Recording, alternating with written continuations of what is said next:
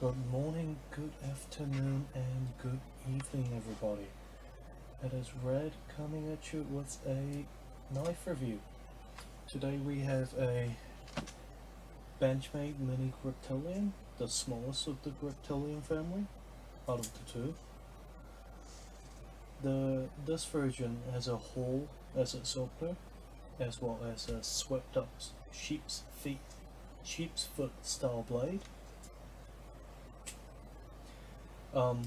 When I bought this thing, it was about 80 bucks on Blade HQ, 84 bucks ish. However, ever since then, it's gone up about gone up to about $93.5 as of current recording on Blade HQ. So it's not going over 100 bucks, so you're not even going to get free shipping. Throw in a cheap Chinese knife into or something, seriously. So this is a nearly $100 knife. So what the hell do you get with it, right? First, well, let's talk about packaging, because that's what that matters, right? First, it comes in a very nice box. It's the box that it comes in. It opens up like so, and there's your paperwork, there's your little sticker that says Exus Lock. You would know. I'm sure everybody has a Benchmade in their collection somewhere, or if this is your first, that's what it looks like.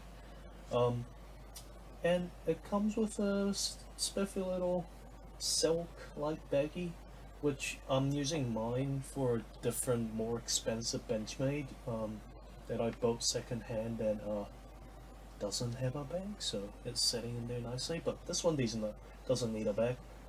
Beat the living shit out of her every day. Not a single scratch on it.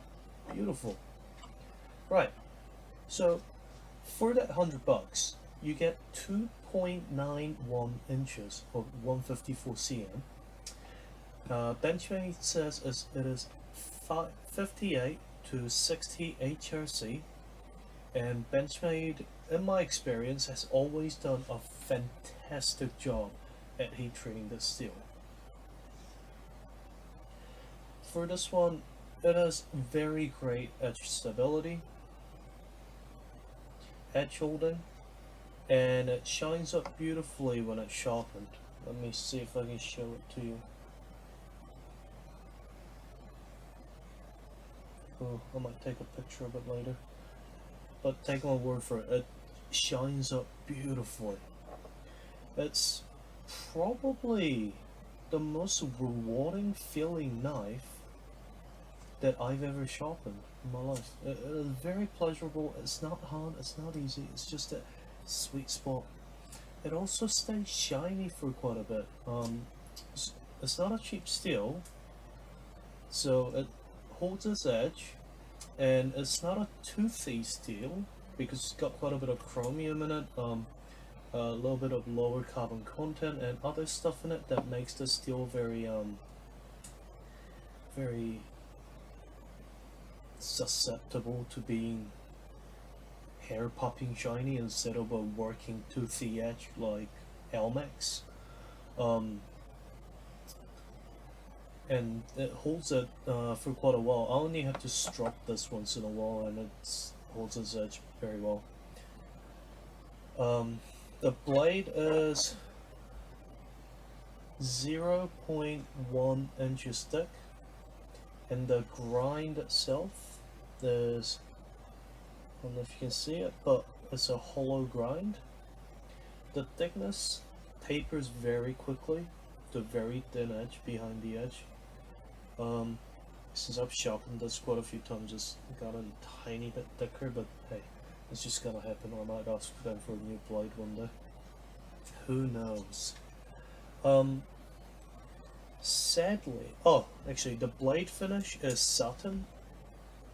It's very beautifully done. I enjoy the look of this, and it's very clean, and somehow I feel like it's more resilient than other satins or like paints I've worked with on knives before, because this one doesn't really scratch up very easily.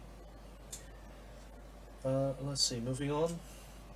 Sadly, the blade does not sit perfectly center. That is a common issue with Benchmade knives, actually Axis lock knives in general.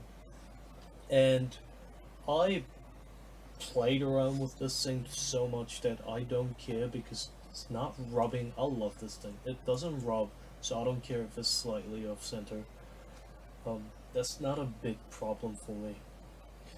The handle itself is a 3.78 inches of polymer.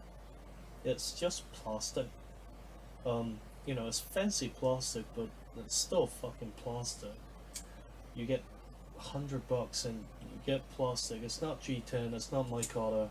You can get aftermarket scales, but Benchmade sells fancy ones with 20 CV and G10. So if you want to spend what extra $30, go for that one. Though I can't say I like 20 CV more than my beloved 154 cm. This steel is beauty when it comes to sharpening. The liners, as you can see, and let's see, and here it shows through, is mostly there to support the axis lock and the pivot and these scale screws. However, unlike the full-size Griptilian, the liners run all the way to the butt, so you don't get that hollow sound whenever you close it like that, which you do with the full-size Griptilian, and I never really liked it, so I never got it. So yeah, it's actually quite a sturdy handle despite the fucking plastic for $100. But you know, at the time when I bought this, 154 cm was still quite an expensive steel, so hey, that's just my opinion now. That's changed over time, I think. It's about ½ an inch thick, so it sits pretty unobtrusively in your pocket. It's a pretty short knife. It's a pretty, like, not fat either way, so it sits nicely. If it falls into the bottom of your pocket, it's gonna sit like that instead of that, so use the damn pocket clip, unless you live in one of those places where they hold you up at the streets if you're using a pocket clip. I live in one of those, so I've actually made a leather sheath for this, so that it stays up straight instead of going like that and annoys the crap out of me. The handle itself is just big enough for my pinky to just hanging off of it, but like it's a full-size handle for me, and I wear what, medium large gloves, so if you've got medium large gloved hands, the handle will suit you nicely. There is generous and quite, like, they're not sharp, they're very shallow. There's some as well, jimping like everywhere in this knife. I don't really care for jimping for the most part, except on the spine, but because it's so shallow, if anything, it's more ticklish. It doesn't dig into your hands or anything, and it just gives you a little grip, and that's all there is to it. If you don't like jimping, that might not be your thing, but my take on that is it's very unobtrusive. Oh, another note on the handle: if you use an Edge Pro like me, make sure to tape up the front of your handle, okay? Because it got marred to hell for me. Come on. Got marred to hell because I didn't tape it up, and my stones ground right into it because I was being a careless prick and watching Netflix. Right. You get a it's an okay sized lanyard. I don't care for lanyards, but it'll fit paracord lanyard without having to gut it. And the pocket clip goes on right and left, which is great because axis locks are, you know, axis locks are ambidextrous, so it can go on for, you know, those 1 in 10, I don't know, lefties and the rest of us righties last race. The pocket clip is the usual Emerson style one, but it's not parkerized. As you can see, mine's quite scratched up because I do actually wear it if I'm just gonna go out and do some work or something. So, but if you ask Benchmade, they'll send you a parkerized one with the right screws and everything. So just ask Benchmade for a parkerized clip if you like that more. I really like the parkerized one more, but I never asked for this just because I'm not sure. I think it's sitting on a different knife. I've asked for it, it's just not on this one. I don't mind the wear and tear, it's giving it some character, I would say. The blade itself rides on phosphor bronze washers on both sides, and the action is very smooth. Sure, I've oiled the hell out of it for the last few years, but the action's very smooth. It's always been straight out of the box even. And I can swing the blade open and shut very easily. And I can do that with, no, I can do it in better, like off camera. You can swing it shut and open just holding the axis lock like that. And then you can also flick, spidey flick it if you get it right. Cha. Right, or thumb flick it. Because it says a hole, you can even drop it if you like that. I never liked that. Seems kind of dangerous, to be honest. Yeah, it doesn't have a detent. It's just got a spring that pushes against like a flat spot on the tang. So it's very smooth. There's no like hard transition like on a frame lock knife. On that topic, any grip uses the axis lock like most of other Benchmade folders. It is this little stud. It rides on the tang of the knife. You see how there's a flat spot there? The back of the knife here, let me get my ear picker. The back of the knife here, if I can get it to focus.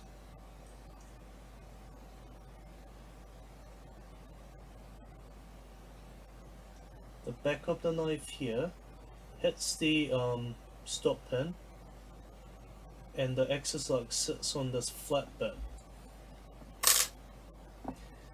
And then it basically just stops the blade from closing.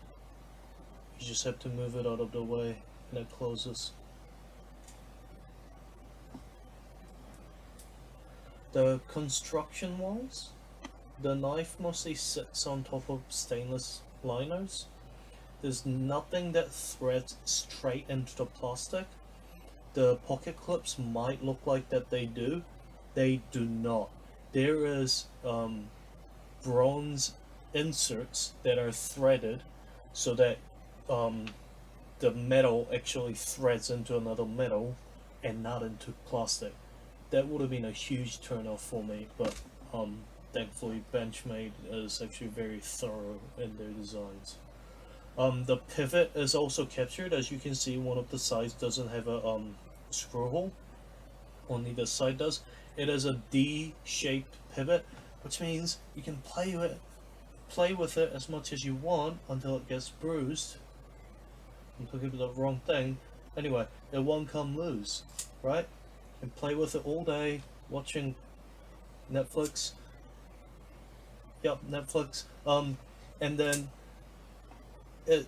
you won't have to deal with having to tighten it every other flip because the pivot is captured. Why doesn't every fucking knife company do that? I mean, so I've seen $500, $600, $700 knives which still has a O-shaped pivot, not a D-shaped pivot. Why? Or at least like yeah, look, beautiful, beautiful. A lot of companies could learn something from that. The construction really is quite solid, like I said before, and there's no real weak points. There's no flexing here. Other than the handle, which isn't well, other than the handle, which is just plastic, there's nothing weak about this knife at all. For me, this is a perfect EDC for me. It might, if it's a little small for you, you might consider the Griptilian if you like this shape, or just other bigger knives. They come in all sorts of colors. I've seen pink, I've seen purple. I'm pretty sure there's Griptilians from like special stores in US. I forget what they're called. Um, that has D2 blades, though I'd much rather have 154 than D2 any day of the week. Um, and I think personally that this knife looks very sexy. Like, it's a very classic shape, you know, that teardrop handle, that slightly swept up sheep's foot. And yeah, there's also a thumb stud variant. If you don't like the hole, I like the hole, as all men do, I think. But there's also thumb stud variant if you're no, if you're into that a bit more. Wink, wink, nudge, nudge. Um, for me, this knife is very much a daily driver. You know, it usually is covered in tape gunk. It was slightly today as well, so I did some rubbing to get it out. And it is filled with pocket lint. I need to go get my candle compressor and just blow it out soon. But this knife works wonderfully, even though I'm not exactly careful with it. Like, there's a few scratches here and there. There's a scratch at the bolster where I fucked up when I was sharpening. But this knife is beautiful. It works beautifully. I think it looks beautifully, especially this handle color. However, the current price of $93.50, even with the wonderful customer service from Benchmade, I'm not sure if it's worth it with the steel that is currently offered at 154 CN, which is not a low end steel. It's a very good steel, but it's not exactly M390. And the handle material, right? It is plastic. It will mar up. It will discolor. But honestly, it was a very, very appealing price when I bought it. Because back then, 154 was quite rare. This size of knife was perfect for me because I can't really be bothered to walk around with a 4-inch blade because I need a stronger belt at that point, I'm pretty sure. But I can't really see the value proposition at the current price point. So I think it's really gonna be up to you whether or not you like this thing. If you like the look of it, you might want to try and pick it up second hand. I'm sure they'll go for about what, 80, 70 bucks, because you know, you can get all the parts basically. You can actually get a brand new knife if you just send it into Benchmade. You get a real fucking beaten up to hell. Some dude run it over with a tractor hell. You can send it to Benchmade and they will put in new liners, new hardware, new blade, and new handle, and they will send you a repaired knife, whereas it's basically just a new fucking knife, yeah. It's just a very great small EDC knife, but if you want to go cheaper, there's stuff like Spider Codelica. There's some stuff from like ESCE, Ontario Reds, some cheaper CRKTs, hell, even some bucks, like, and Sure, they might not have 154 cm, which, let me remind you, beautiful, just beautiful steel, but it also won't be $100. So just think about that. The plastic handle story might not change because, you know, Delica, FRN, what is it? Ontario Red 2, I'm pretty sure that's plastic as well. So yeah. However, I really do love Benchmade. I really love their 154 cm, how they heat treat it, and I will gladly keep this knife, and I will recommend it to a lot of people if I can, because I love this knife. It works very wonders for me. And yeah, I think that's it for today. Thank you for listening, and if you would like to see any improvements or have any suggestions, then please leave me a comment.